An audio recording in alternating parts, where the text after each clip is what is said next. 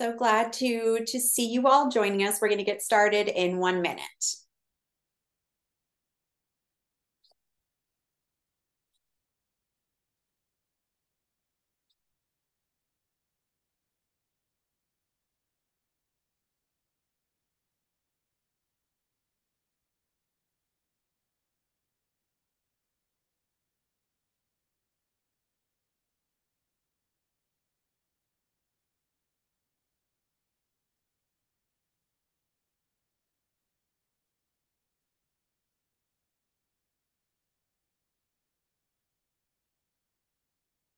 All right, are all our panelists ready?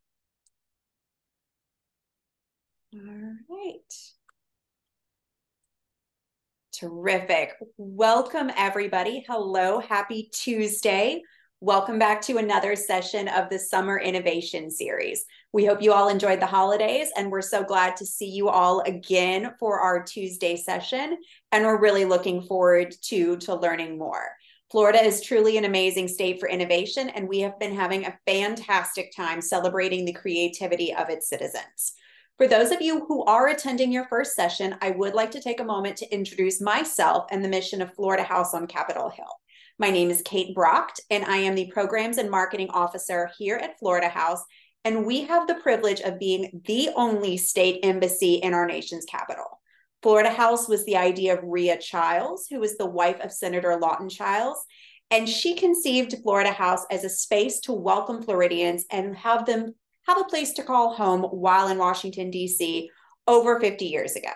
Since our opening, we have made our mission to connect, celebrate, and champion Florida to the world. As a part of that mission, we are proud to be a champion for Floridians making a tremendous stride in innovation. From the creation of iconic products like Gatorade and Spanx to the development of critical systems that defend our homes and our lives, Floridians are making an impact. We are thrilled to partner with two organizations who share the goal of celebrating Florida and Floridians, the Cade Museum for Creativity and Invention and the Florida Inventors Hall of Fame. They're partnering with us this year for the summer program, Revolutionizing the Future with AI. This year, we're seeing more and more companies making artificial intelligence a part of their operations, and we are blown away at how Floridians are utilizing this incredible technology. It is now my privilege to introduce Jamie Spurrier, the program manager from the Florida Inventors Hall of Fame. Jamie, if you'd like to say a few words, that would be fantastic. Awesome. Thank you, Kate, for that introduction, and welcome everyone. Again, for those of you also who are joining us, welcome for your first time. And we're so excited to be able to discuss artificial intelligence with our Florida Inventors Hall of Fame partner, one of our Florida Inventors Hall of Fame partners, Ora Tanner. We are a huge champion of hers because she is a visionary and a leader of incorporating AI into emerging technologies, and especially innovation as it pertains to K through 12 education. So before we jump into that, though, we want to first thank our partners at Florida House on Capitol Hill, as well as the Cade Museum for Creativity and Invention. And of course, this week's host, Richard Miles from the Cade Museum. This is a great collaboration, and we're so honored to be a part of it. At the Florida Inventors Hall of Fame, we are looking to create a culture shift, one that celebrates our state's inventors and innovators, and also as we would our national heroes. It's our mission to encourage individuals of all ages and backgrounds to strive toward the betterment of society through continuous groundbreaking innovation by supporting that culture of creativity, one that fuels innovation, drives economic growth, and encourages investment in Florida. To date, we have inducted 68 remarkable inventors who collectively hold over 5,000 patents. Some of our inductees are Thomas Edison, as well as Hollywood icon Hedy Lamarr, as Kate mentioned, Sarah Blakely, the founder of Spanx, and of course, Dr. James Robert Cade, the inventor of Gatorade. We also recently launched our Ignite Education and Community Outreach program for the purposes of inspiring generations of new inventors through engagement.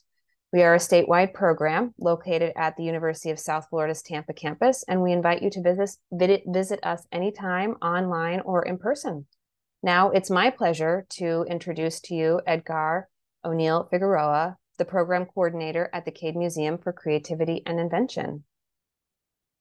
All right, thank you, Jamie. Always excited to be here on behalf of the Cade Museum for Creativity and Invention to help kick off today's program.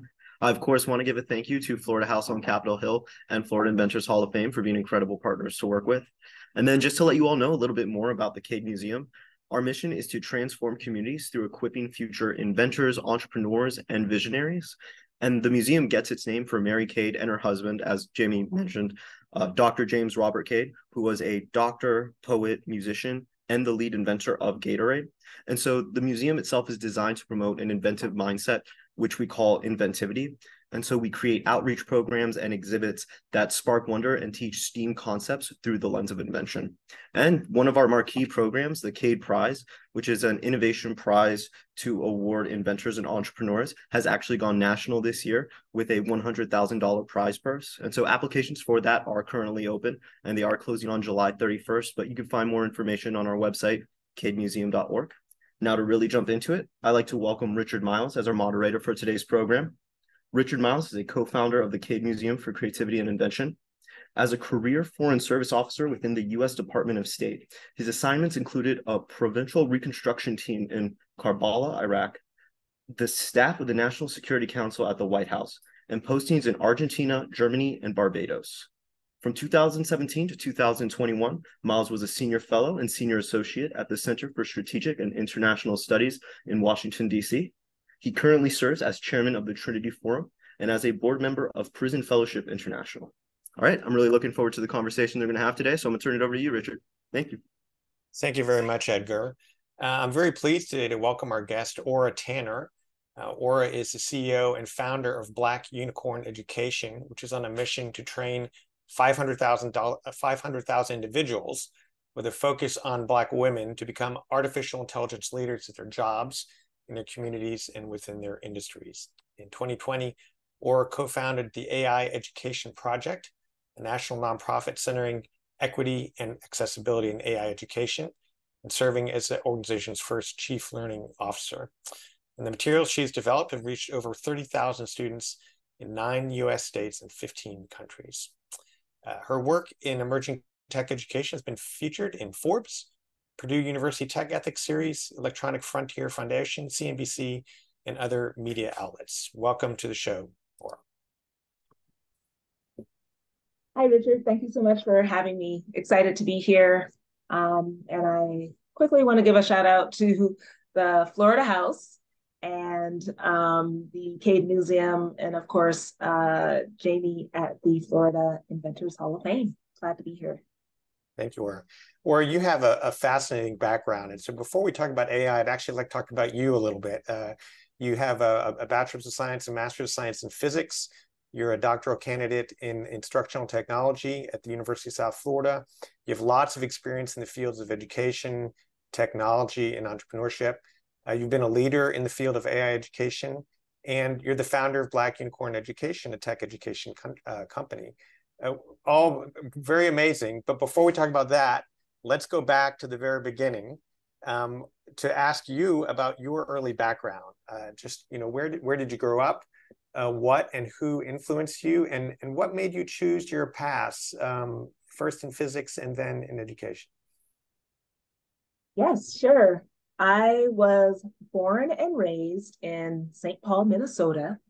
Kind of tell from the accent, soda. So I'm one of 7, so kind of a big family. I'm right in the middle, 3 older, 3 younger. My parents were both part of the Great Migration. They both grew up in Mississippi and then ended up moving to Minnesota. So just, I would say, lower middle class or upper lower class family growing up. So I think a lot of my inspiration just came from my dad. He's one of the people, we were always the first on the block, like first one to get, the handheld video games, first to get a VCR, first to get a desktop computer. So I've always just been interested in how those things work, and probably dating myself, but we have Encyclopedia Britannicas, and so I would just read those. But I remember just reading about one day in the future, there's going to be robots that we're working with and cleaning our homes, and so that's kind of I think just how I got into just science, how things work.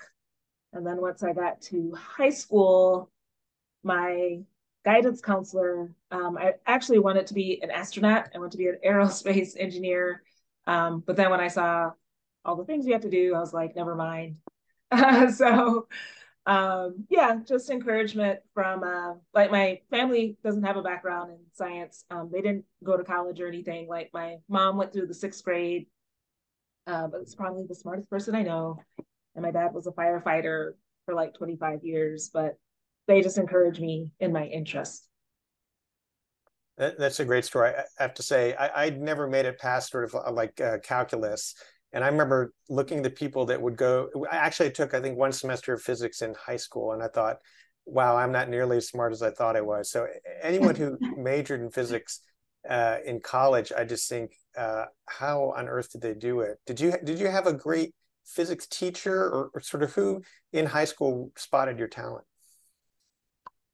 Um, I don't know. I think I just like when I was going to high school, it was a time when it was not a question if you were going to college. It was where are you going to college and for what kind of engineering. So it's kind of a lot of people were going to HBCUs, which are historically Black colleges and universities.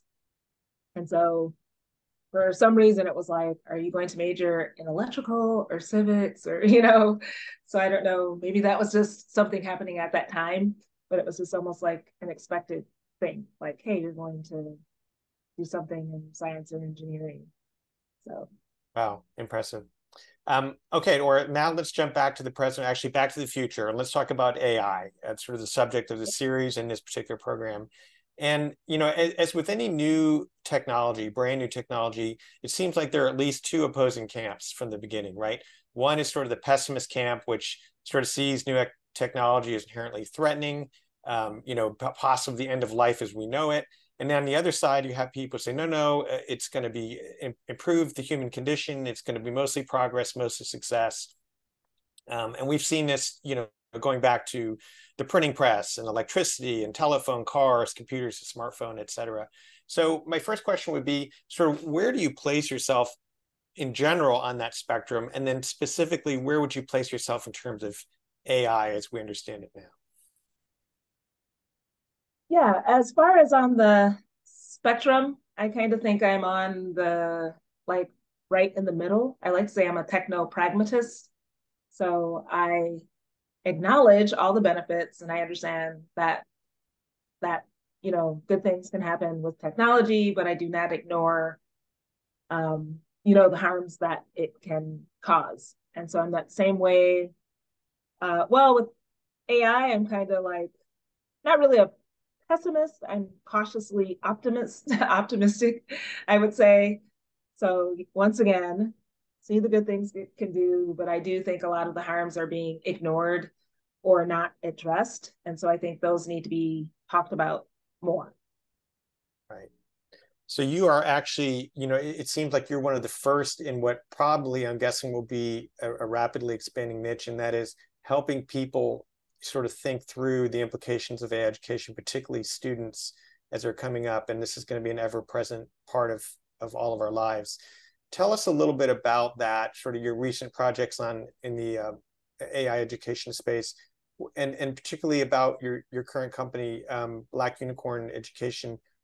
What do you see as the need, and then how does your company's curriculum or your programs fill that need? Yeah, the need that I see, just last year, I taught 2 semesters at the University of South Florida, a course called Moral Machines. That's the question, the social impacts of artificial intelligence. So that was a general education course. It was open to all majors. There did end up being quite a few computer science students. So even though some of them were actually taking AI classes in the College of Engineering, however, they had no idea about any of the impacts it was having on people's lives. And so each week they were actually shocked, of the different case studies that we were going over, and everything from, the environment, policing and surveilling, the the medical field. And so a lot of them shared that it really caused them to take a second look at what they were actually creating.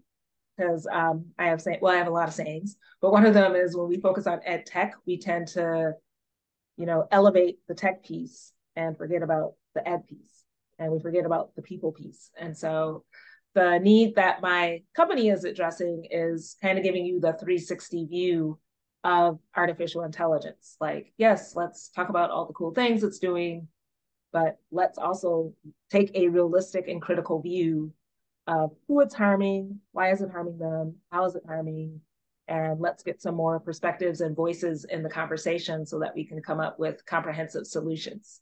So that's what my company is looking to do. And do you find as you engage with students, what is sort of their base level understanding of artificial intelligence? Because I remember it as late as 2010, I don't think I'd ever heard the term smartphone before, and somebody really had to walk me through what it did, and I still didn't fully get it. And so, are kids now, or people of any age, are they technologically more sophisticated so that when they hear a term like AI, they kind of understand what it is, or do you have to initially say, here's what it is and here's what it isn't? Yeah, it's the latter. I have to, there's no conceptual understanding. So while kids are really, or students, young people, are good at using their phones for social purposes and entertainment purposes, there's not necessarily a knowledge of how to use it for education or understanding the underlying technologies beneath. If you're using face filters on Snapchat or Netflix. So not really understanding that. There might be like a student here or there who is really, into programming, and they kind of have that technical knowledge, but in general, a lot of the ideas, one of the first questions I ask is, hey, what's the first thing that comes to your mind when someone says artificial intelligence? And so, of course, people say killer robots, Terminator. But now I hear more frequently Megan. So I guess that movie came out. So a lot of the conceptions do come from Hollywood and comic books and movies and things like that. But I don't really find even really advanced students. Like I was teaching in the honors college, and the majority of them, even those in computer science, couldn't explain what AI was or how it worked. Yeah, I think it's fascinating how just one example. I guess a couple of months ago, my wife and I saw some article about somebody who created a logo for their company within a few minutes, and there's only then, and I think we went to whatever the website was, and you type in a few terms, and you create this logo, and that's when it clicked for me. Is oh my gosh, if I'm a graphic designer right now, I'm trembling in my boots, because either I learn how to use this for my own career and benefit, or I'm out of work. So I was wondering, or could you provide maybe some other examples of of jobs or functions that either are going to completely go away or may go away, or AI will augment what they do, and they might get better at it, but they definitely got to change. They can't ignore it. Right. And that's something I always tell students. There's actually like a piece to what I do called Will Robots Take My Job? Because everyone always says that, oh, robots are going to take over and become our overlords, and they're taking all the jobs. And I believe it was at I want to say World Economic Forum, where one of the economists had stated, AI is not going to take your job. However, someone who understands and knows how to utilize AI might. And then the other thing I always like to point out to students is it's not that AI is just wholesale taking over entire jobs, but it's job task. So if we break down everything that we do into tasks, AI is really best at those things that are rote, repetitive, mundane, that you're just doing over and over again and don't take too much thinking. But humans are best at, understanding context, empathy, multitasking, complex thinking, emotions, and making moral decisions. So I always tell students, find things that do all of these, because AI is not good at this at the moment, and I don't think it will be for a while. And I also tell them, become the one, like become the one who's really good at AI, when you do go to your job, because then they'll need you to kind of help train everyone else. And so, like you said, the augmentation part, like AI is a helper. It's not there to just you do what it says or hey, let's see what it gives back to me. It's like you are the one who comes up with the creative ideas, and then can I use AI to make this better or help me get it done? I think I saw something on your website that you wrote, or that I was really struck me, and that's it. You don't want to. Well, I'm paraphrasing here. I don't think you said this way, but you don't want to repeat the mistake of like back whatever 10 years ago. Everyone said, well, everyone needs to be a coder, right? Everyone needs to learn how to write code because that's what it takes to exist in the modern world. And it's really everyone doesn't need to be a coder, but everyone needs to understand how apps, for instance, affect our life and help us or don't help us. And I think if I hear your message correctly, it's not that we all need to become mathematicians and learn how to write algorithms, but we do have to understand what are the downstream effects in each of these professions and skills so that you can give that great guidance to that 10th grader or 12th grader or whoever who's trying to decide what to do, and you could really helpfully steer them in a direction that they hadn't thought of before, that doesn't involve becoming a mathematician. Right. And that's another one of my sayings. Like even though I myself love science, technology, even when I was teaching in the classroom, I always say we don't need to STEMify everything. Like STEM is not the end all be all. We cannot all be in STEM. So we do need, people who are artistic, people who are writers, social scientists, things like that. And with AI, I think like right now it's learning how to write the prompts that will make these AI tools produce the outcome that you want. I think that is a useful skill. It's kind of like, I don't know if this happened with you where we all had to take keyboarding and like my kids had to take keyboarding. So I think it's just going to be a skill like that. Like, hey, you need to learn how to talk to AI. Well, I'm old enough that we had to take typing in high school, right? And so that was, Okay. I'll never forget. I think it was like 11th grade, and like this whole room of very old typewriters. But I'm actually glad they made me take that because I was probably the last cohort in college that had to type their papers, right before sort of word processors came aboard, and which I thought was just black magic. Like, how does this even work? But yeah, definitely.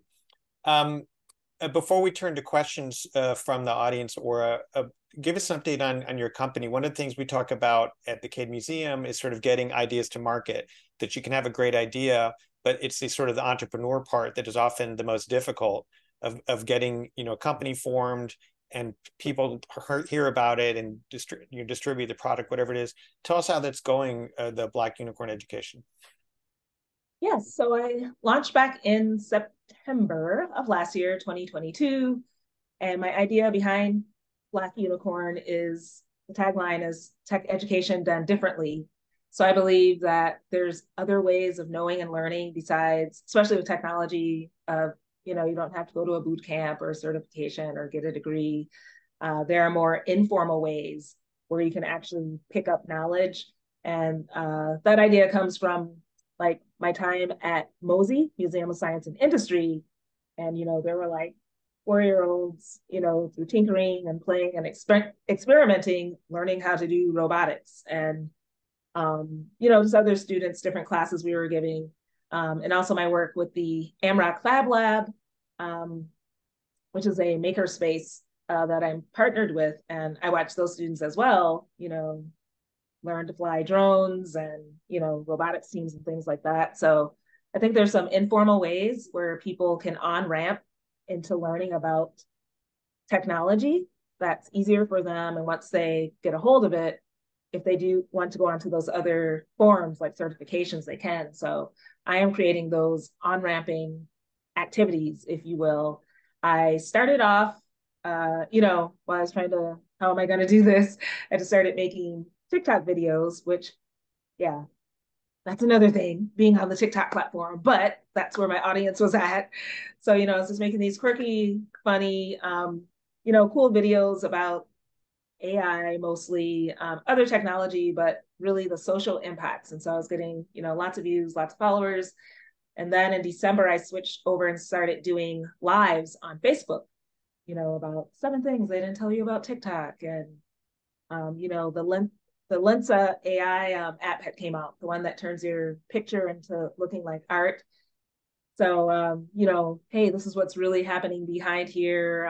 Did another one, how to protect, seniors from tech scams, the surveillance that goes on in K through 12 schools. So I was just doing all these different, lives and, getting thousands of views and people coming on, which I'm like, OMG. So then I have since expanded from there, just doing a lot of community events, going into the communities that I really want to help. So going to STEM festivals, I was at the state fair for like 2 weeks, and going to all these other different events to just really teach people in this informal way and then connect them to resources if they want to continue their learning. And it's been going great so far. I'm partnering with a bunch of different people. Florida Inventors Hall of Fame is one of them. The Entrepreneur Collaborative Center is another one. I've been doing what's called AI office hours. And so I've been going there twice a month. And minority small business owners can come there, learn about how can you use AI for your business, doing lots of talks and presentations. So just finding unique and different ways to educate people. Right. No, I didn't realize that the company was that young. And if you haven't discovered already, like being an entrepreneur is both exhausting and exhilarating at the same time. Right? You're never done. But on the other hand, at the end of every day, you can see whether you've moved the needle or not. It's very different than working in a large corporation where sometimes you're not sure what you did mattered that day. But as an entrepreneur, you know. Yes. Okay, we have great. We have time now for some questions, and let me kick off with this one says, Ora, you mentioned how your family was first on the block. Do you believe it's important to be first with tech? Should younger ages be some of the first to be taught how to use AI tools? I would say yes, getting in as early as possible, and that's why I'm just encouraging. I really encourage families to kind of do it together, because technology touches all of our lives in some way. And so I think also it allows you to help shape what that technology will be. And so that's why I'm really adamant about, going into Black, Hispanic, even lower income communities, because right now, only 14% of adults in the US have actually tried for themselves Chat GPT, which is kind of amazing. A lot of people have heard of it. Well, in some groups, they've heard of it. But yeah, I think it's important to get in on the ground floor, because then your voice can help shape. And then you're kind of like the forerunner and the pioneer and the trailblazer in the area. So our second question is somewhat related. It says, what excites you most when working with younger students and new technologies?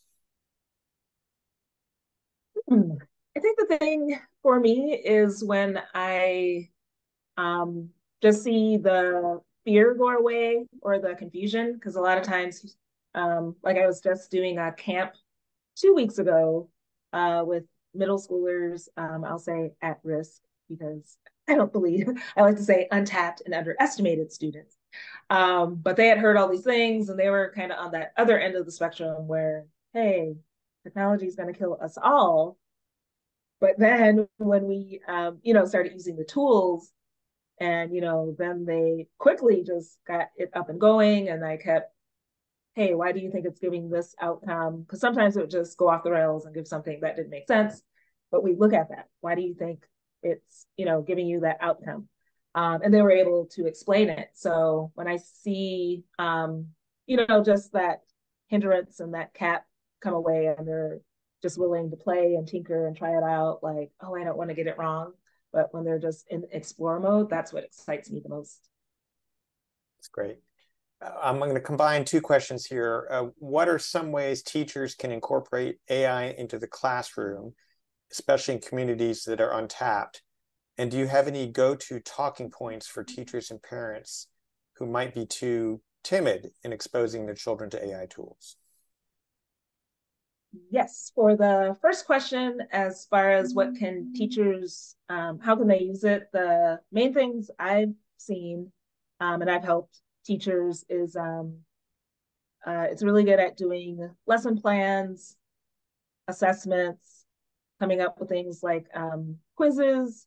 If you're doing presentations, it can make slides pretty well. Coming up with creative prompts. And I know some teachers are trying to teach their students to use it as well. But pretty much the things they normally do, it's just helping them to do those things a lot faster. And I guess really good for brainstorming, like, hey, what are some creative ways I can teach, whatever the topic is. So that's another way that teachers can use it. And then the other one you said, what are talking points? Go-to talking points for. Okay. I always like to go to money. So I talk about careers and jobs. So right now, 91% of jobs are expecting people coming into jobs to have some experience with ChatGPT and AI tools. And that includes like 50% of entry level. So it's not something like, oh, you've been here a long time, you need to know it. So coming in off the bat, if you have those skills, you can kind of put yourself in a winning position. I've even read stories where people really didn't have the required skills, but because they knew about ChatGPT and other skills, they're being hired. And so just letting parents know you're really advantaging your child when you teach them about these skills. And so that's the main talking points, that, hey, it's expected. And also, like AI is increasingly being taught in schools. However, a lot of times it's within, I like to say, the silo of computer science. But unfortunately, only 47% of high schools have foundational computer science courses. And there is a correlation that the higher the number of minority students, the less likely there are to be those classes. So getting them in outside of school is another good idea, because it might be a while before it's actually taught in certain schools. That's a perfect segue to our next question, a very practical question from Antonio Rosas, who asked, could you please name a few good, decent institutions to get an online AI certification? I know that Microsoft, I want to say, has a generative AI certification. I know I've gotten some through, they're called the Blockchain Council. ISTE, which is International Society of Technology and Education, for education, I might be saying it wrong, but ISTE, they've had one for a few years now. Theirs is really good. Coursera has some certifications, and I was going to say there's another one. I'd probably get a list together, but those are the ones just off the top of my head. I think Code Academy has a free one. That's good as well. My guess is, based on what you've said, that how necessary this will be, that this will be a rapidly expanding market of folks. Yeah. Yeah, I was going to say, it seems like there's just a bunch of them. Like I have them in a queue. Because people are going to listen to people like you and go, oh my God, I need to go understand ChatGPT and go get smart on this, particularly, entry level. Our next question is from Madeline Stoddard, and she asks, when beginning to develop Black Unicorn education, what kind of outreach have you found to be most impactful? I would say, like in anything I do, I always talk to the people that I want to help.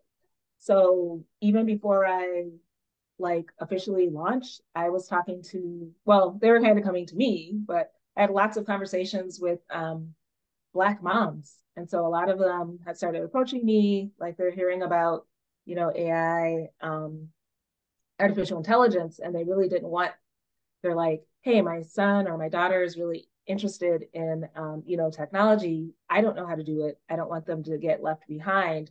So I just kind of started having these conversations. Hey, have you heard about AI? I've had interesting conversations, with some of my kids, their friends, or my kids themselves, like, why do you think people aren't interested in this? And so I just really got a lot of insights from the community, just having everyday conversations. And then that's how I kind of built the programs. And that's why I did informal education. It's like, hey, I don't want to have to take a whole class, an online course, or, if something's on social media, if it's funny, if it's fun. So that's why I started where I was at based on the feedback from the people. And so, I just went where they're at on the platforms they're using, giving them what they want in the format that they want.